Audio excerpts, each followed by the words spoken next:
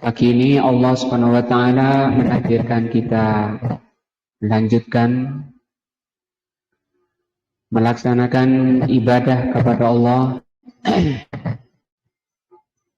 yaitu talabul ilmi, yang ini merupakan pintu-pintu kebaikan, pintu-pintu keselamatan yang merupakan maksud dan tujuan bagi kita semua. Diciptakannya manusia hanya untuk beribadah kepada Allah Azza wa Jalla.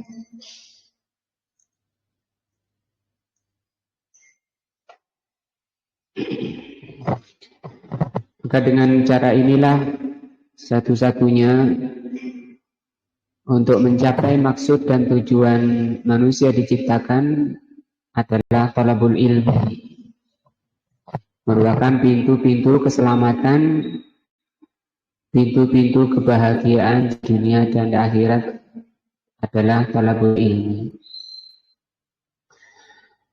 Yang kita pelajari pagi ini adalah tafsir juz amma.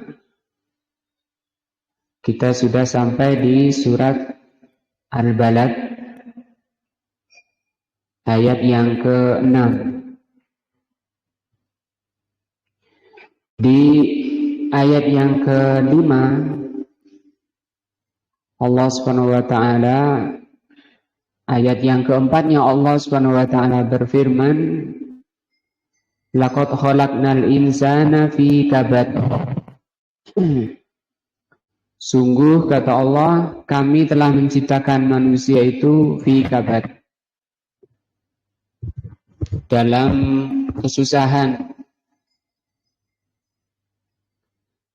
Maksudnya kalau bahasa Jawa mungkin diartikan manusia itu susah, manusia itu angel.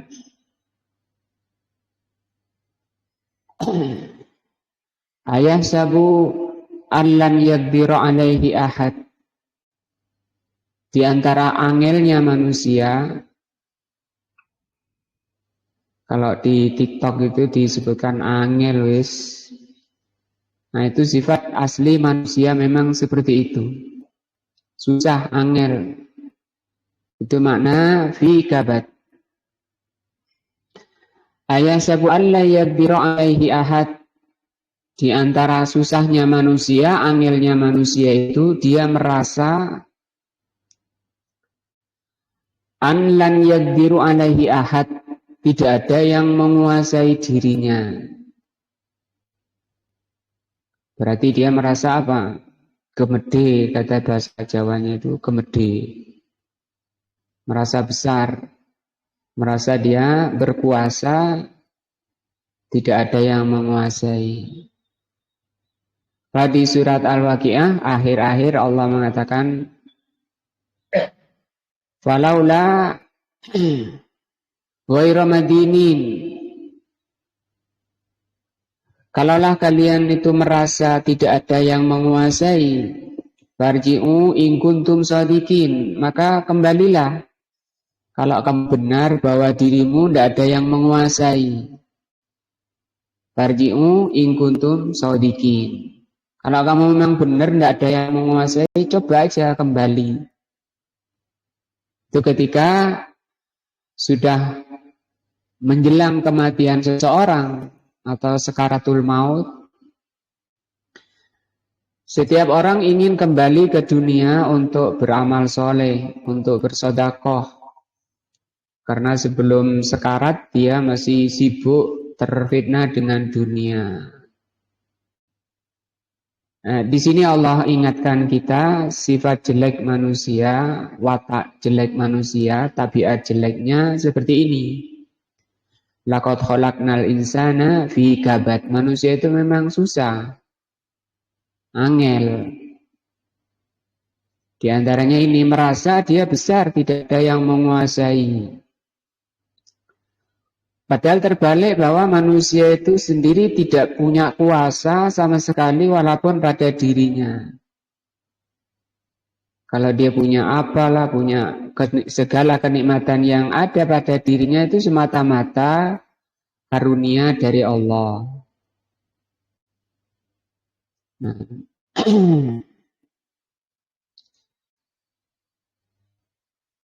Ayahsabu an la yaqdiru alaihi ahad, ini ayat 5. Ayat yang ke-6-nya yaqulu, manusia mengatakan, yaqulul insanu aidan,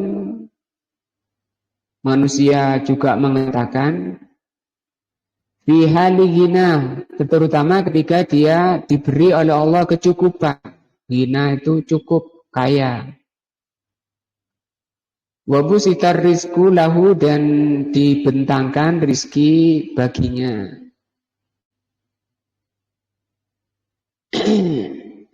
Padahal ini ujian ya, miskin dan kaya itu ujian.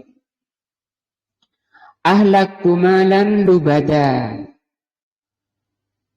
kata mereka, kata dia, orang yang terfitnah dengan dunia, aku telah menghabiskan harta yang banyak, bangga.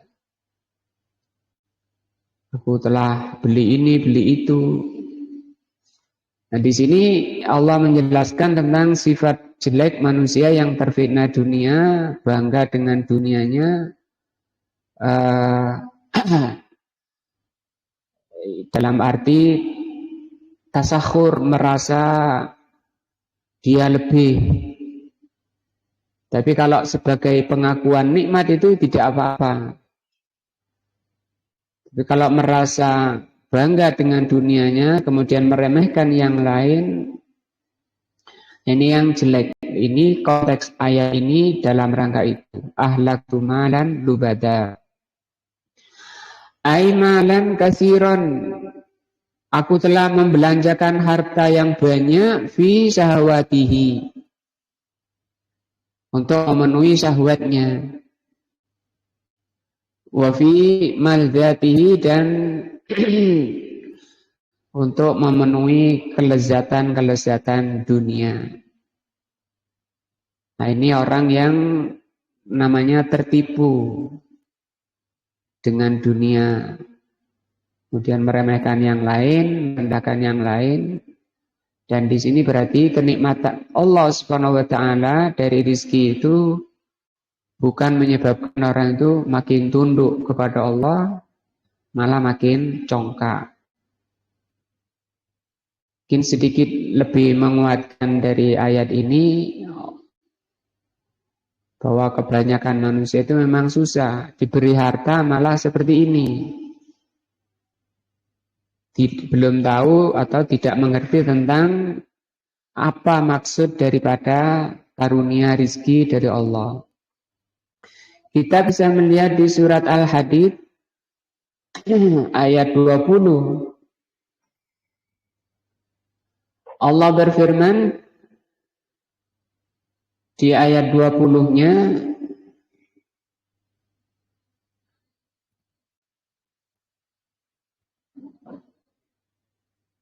I'lamu, kata Allah, ketahuilah, annamal hayatud dunya, bahwa kehidupan dunia itu la'ibun, main-main, walahwun, melalaikan, wazinatun, perhiasan, watafakhurun, dan tafakhur. Ini maksudnya tadi tafakhur, bangga diri dengan merendahkan yang lain. Bainakum, di antara kalian. Watakasurun fil amwali wal aulad, memperbanyak harta dan anak-anak. Nah, ini juga kebanyakan manusia malah seperti ini. Yang seperti itu, kata Allah, kamasali ghaisin, seperti ghais. Ghais itu bahasa lainnya mator.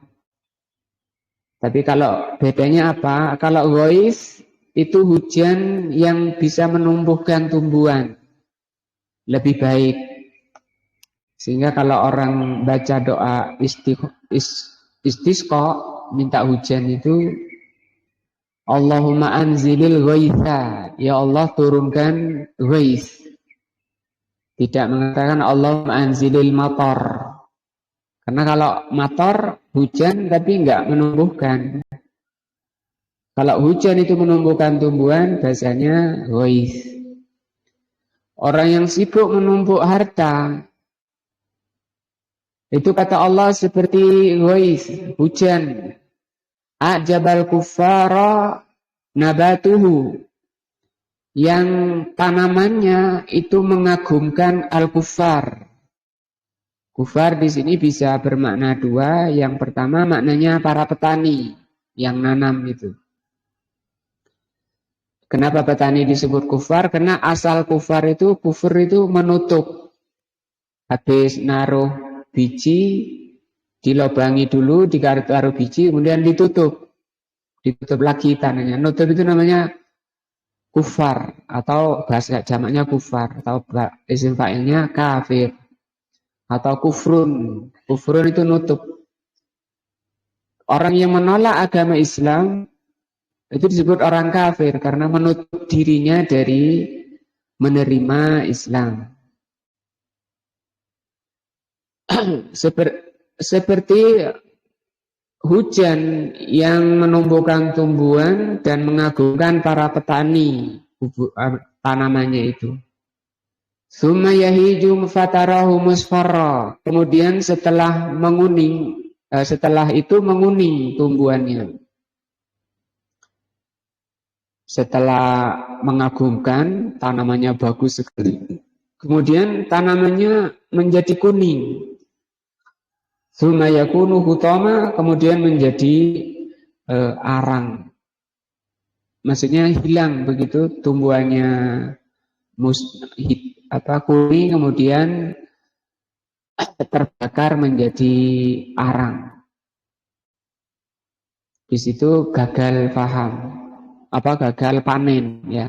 Gagal panen, atau walaupun bukan terbakar, itu gagal, tidak ada buahnya. Atau mungkin kena banjir, atau kena kebakaran, dan sebagainya. Ini masuk ke tafsir hutoma. Artinya dia tidak bisa panen yang tadi sudah mengagumkan tanamannya.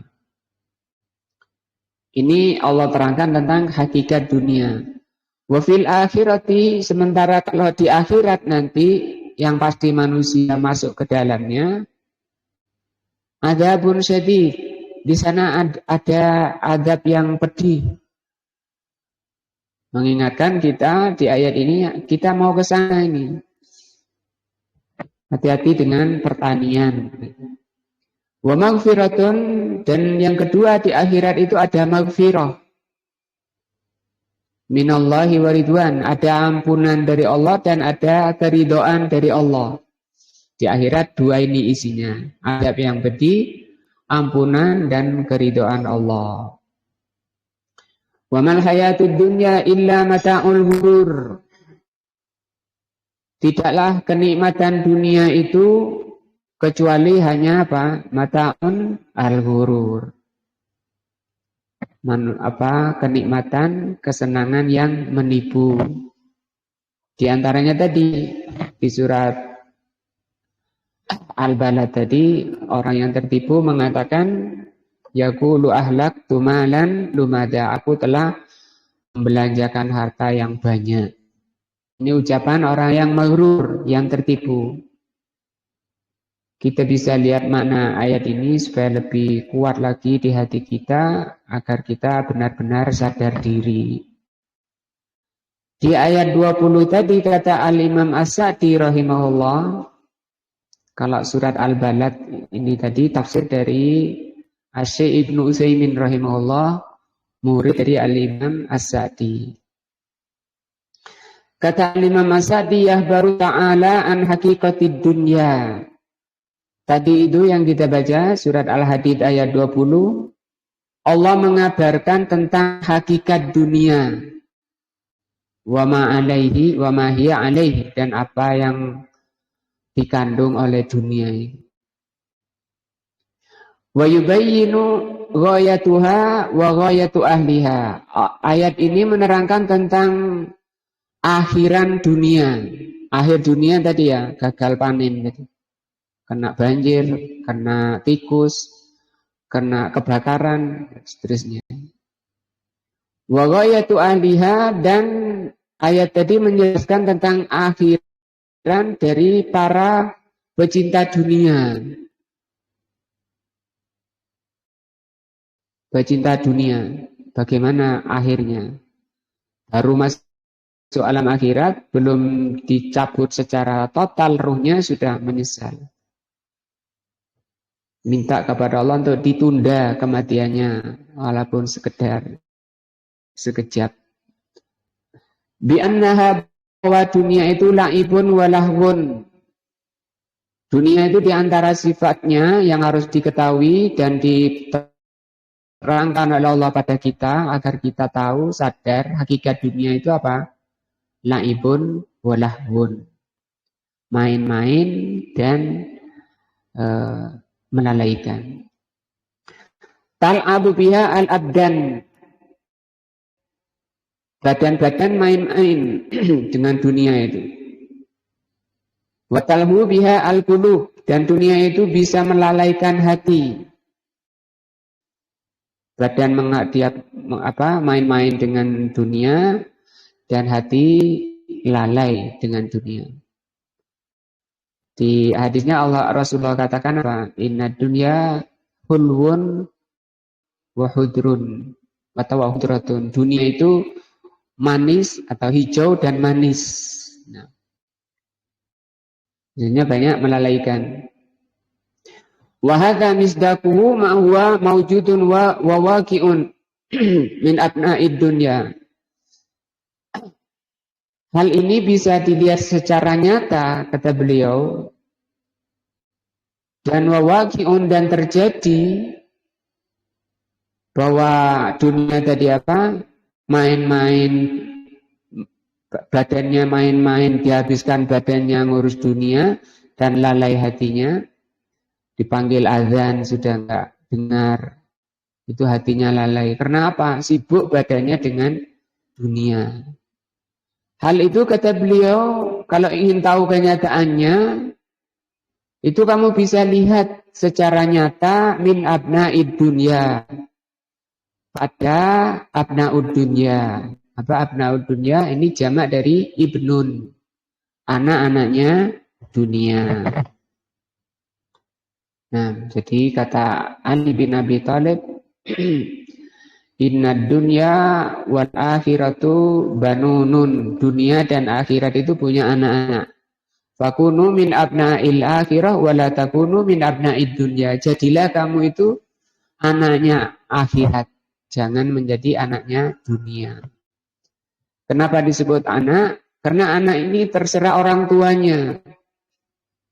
Digendong, dia tidak ada daya. Demikian juga manusia itu di hadapan dunia seperti anak yang nggak ada daya, digendongan, dirubung nyamuk, berlumuran dengan kotorannya, nggak ada dayanya. Itu manusia.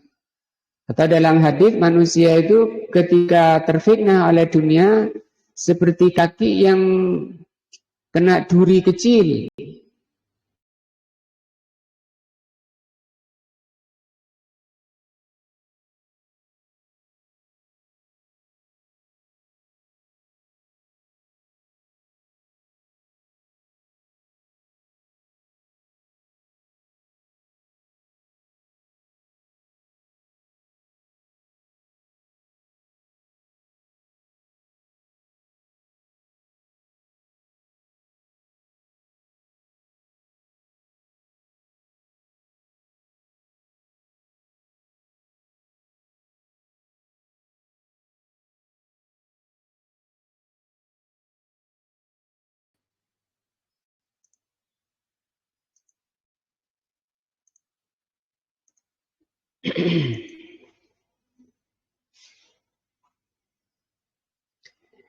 Di akhirat tadi ya seperti di ayatnya tadi ya, di surat ini tadi Al-Hadid ayat 20, Allah katakan Adapun di akhirat itu hanya dua.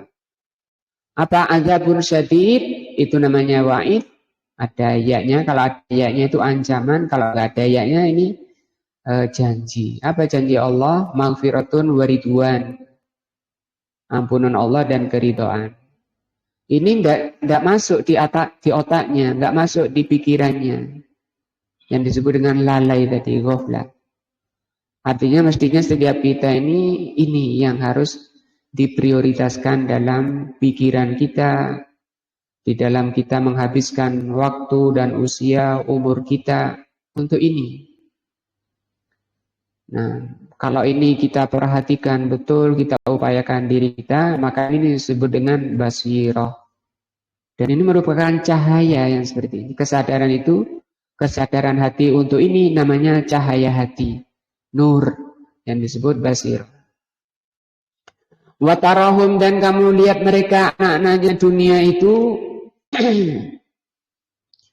qad ittakhadhu dinahum la'iban walahwan. Kamu lihat mereka itu telah menjadikan agama mereka itu laiban, main-main. Ibadah kepada Allah tidak dipenuhi syaratnya tanpa ilmu, tanpa dasar ilmu. Nah, kemudian beribadahnya tidak ikhlas kepada Allah, walaupun ikhlas kadang caranya tidak benar, seenaknya di dalam beribadah kepada Allah. Padahal sekiranya manusia itu beribadah kepada Allah dengan sebaik-baiknya, dipenuhi syarat-syaratnya, penuh keikhlasan, kemudian caranya sebagaimana dicontohkan oleh Rasul Sallallahu Alaihi Wasallam, itu pun itu tidak bisa, tidak boleh merasa saya telah beribadah kepada Allah dengan sebaik-baiknya. Maka itu kecil di sisi Allah Subhanahu Wa Taala, karena ini merupakan penyakit. Penyakit ibadah itu ini, perasaan dia telah melaksanakan ibadah sebaik-baiknya. Yang disebut dengan apa itu? Ujub. Ya, ujub apa? Bangga diri. Artinya apa? Sikapnya harus sebaliknya. Sebaik-baiknya kita beribadah, harus selalu disertai dengan cemas. Kita berusaha beribadah kepada Allah sebaik-baiknya, tapi juga harus cemas. Takut, khawatir, jangan-jangan ibadah kita itu tidak diterima. Ada kan qaul dari salaf, kalau aku tahu ada satu saja amalan saya yang diterima oleh Allah Subhanahu wa Ta'ala, maka itu lebih menyenangkan hatiku daripada dunia dan seisinya. Nah, malah banyak muslimin sekarang ibadahnya nggak ada dalilnya, malah seenaknya. Walaupun ikhlas itu tidak ditolak, tidak diterima oleh Allah Azza wa Jalla. Walahun, dan agama mereka terlalaikan. Nah, bihilafi ahlil yaqdah, ini tadi beliau terangkan tentang sifat ciri tanda anak dunia, anak-anaknya dunia, pengagum dunia. Di kitab lain Al-Imam Ibnu Qayyim mengatakan seperti bola di kaki anak-anak.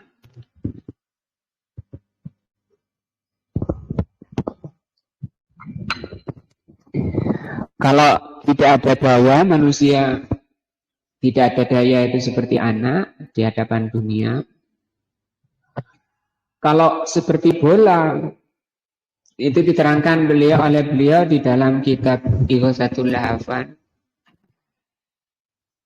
di bab 5 diterangkan manusia itu seperti bola di kaki anak-anak.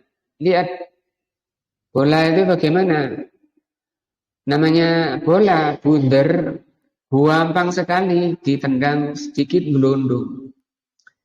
Ditendang terserah yang nendang, ditendang dari timur, lempar ke barat, dari barat ke timur, dari timur ke utara, dan seterusnya. Habis waktunya bola itu di kaki anak-anak. Kaki anak-anak itu dunia, manusia itu bolanya. Habis dari timur ke barat, dari ujung Indonesia bagian timur ke Indonesia bagian barat, terus oleh dunia dibuat mainan. Saya lagi di Jakarta berangkat ke sana. Belum nyampe ke Jakarta masih perjalanan. Oh, saya sudah di Nusa Tenggara. Hari ke sana lagi. Sampai sana Nusa Tenggara. Oh, saya di Manado. Begitu, habis tenaganya, habis dan umurnya untuk dunia. Itu seperti bola namanya. Beda dengan ahlul yaqdzah. Ya, beda sekali dengan ahlul yaqdzah. Beliau akan terangkan nanti ahlul yaqdzah ini kalau bahasa Indonesianya yaqdzah itu orang yang bangun. Tidur, istaikid artinya bangunkan, dibangunkan. Nah, atau di istilah lain orang yang hidup. Hidup apanya? Hatinya. Di sini kita lihat ahlul yaqdzah orang yang sadar. Bangun tidur. Kalau tidur itu enggak sadar. Begitu dibangunkan, sadar itu bangun, namanya yaqdzah bahasa Arabnya. Demikian manusia ketika terlalaikan oleh dunia, itu posisinya seperti orang yang tidur. Atau kalau istilah lain, para ulama mengatakan orang yang mati. Baru sadar dari matinya setelah masuk alam akhirat. Yaqdzah. Diterangkan di dalam kitab Madarijus Salikin apa itu yaqdzah. Nanti insyaallah mudah-mudahan ada waktu untuk menjelaskannya. Yaqdzah itu merupakan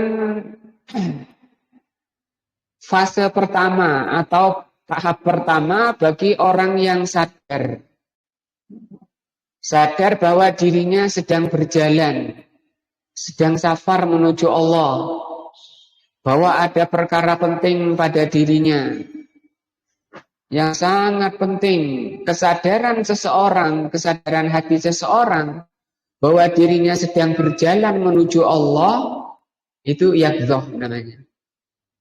Bangun, baru sadar. Wa amalul akhirah, dan beda dengan amalul akhirah. Amal ini jamak daripada amilan. Ta'amilun jamaknya amalul akhir. Kalau bahasanya Imam Ali radhiyallahu an, abnaul akhirah, anak-anaknya akhirat. Kalau Imam Masadi mengatakan ummalul akhirah. Atau abnaul akhirah, anaknya akhirat. Maka kita kata Ali bin Abi Thalib radhiyallahu an, wa kunu min abna'il akhirah. Jadilah kamu anaknya akhirat. Kalau namanya anaknya akhirat tadi, ya dia tiada daya di hadapan akhirat. Terserah akhirat, terserah Allah, terserah agama Allah. Saya pasrahkan diri saya kepada akhirat. Nah, sehingga dia katakan inna salati wa nusuki wa mahyaya wa mamati lillahi rabbil alamin. Fa inna qulubahum, sesungguhnya hati mereka, hati anaknya akhirat ya. Hati anaknya akhirat ma'muratun bi dzikrillah. Makmur ini bahasa Indonesia. Selalu dipenuhi dengan zikrullah. Zikrullah itu ada 3, mengingat nama-nama Allah, keagungan Allah, nama-nama dan sifat-sifat Allah. Yang kedua, mengingat nikmat Allah yang telah Allah karuniakan pada kita. Yang ketiga, mengingat hukum Allah. Mana halal, mana haram, mana yang diperintah, mana yang dilarang. Ini zikrullah.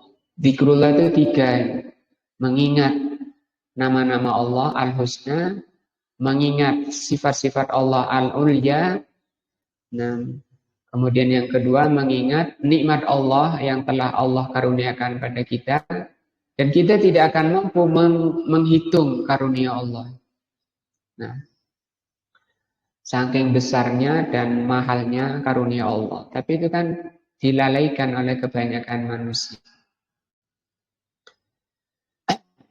Kemudian mengingat yang ketiga, hukum-hukum Allah ada perintah, ada larangan. Hati mereka dipenuhi dengan makmur, dengan zikrullah. Ini abnaul akhirah ya. Nah, dan caranya ada tiga. Yang diingat itu ada tiga, caranya ada tiga. Pertama dengan hati, yang kedua dengan lisan, mengajar, baca Al-Quran, tawasau, saling nasihati, amar ma'ruf, nahi mungkar. Itu zikrullah. Yang ketiga dengan anggota badan. Seperti duduk di majelis ilmu, ini juga zikrullah. Menjalankan syariat Allah dengan badannya itu juga zikrullah. Tiga ya, dengan hati, lisan, anggota badan. Yang diingat juga tiga. Wa ma'rifatuhu wa mahabbatuhu. Hatinya dipenuhi dengan ma'rifah kepada Allah. Ma'rifah mengenal Allah. Lewat ayat-ayat Allah, itu namanya mengenal Allah lewat ayat-ayat Allah. Ayat Allah itu dua, berupa alam seluruh ciptaannya. Yang kedua, Al-Quran dan hadis.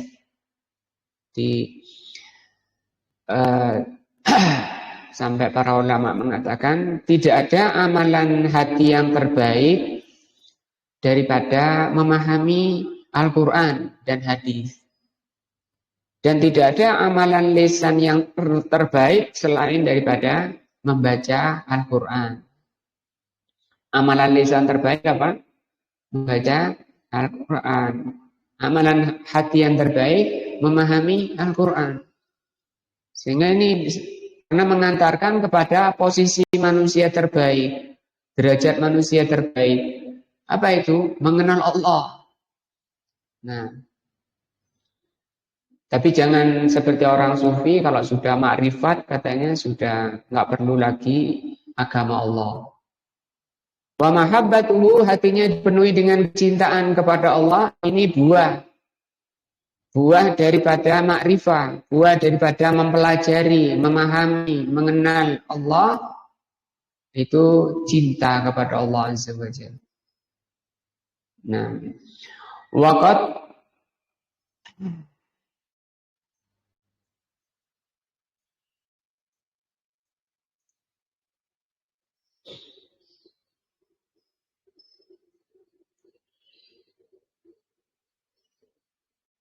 ini apa?